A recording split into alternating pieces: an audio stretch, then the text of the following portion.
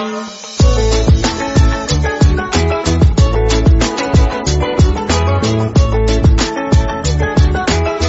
The lord. ప్రభు అయిన యేసుక్రీస్తు వారు ఈరోజు మనకు అందిస్తున్నటువంటి వాగ్దానం, మీ దేవుడైన యెహోవాను శోధింపకూడదు.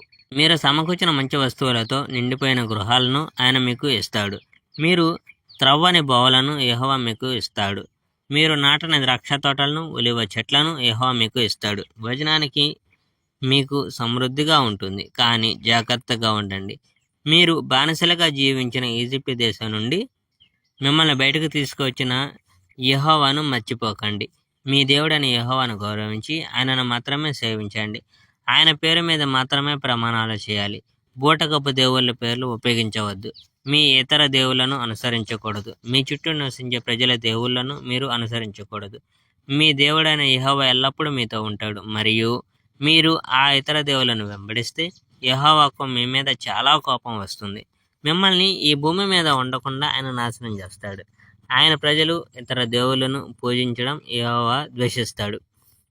మస్సాలో మీరు ఆయనను పరీక్షించినట్లుగా మీ దేవుడైన యెహోవాను మీరు పరీక్షించకూడదు.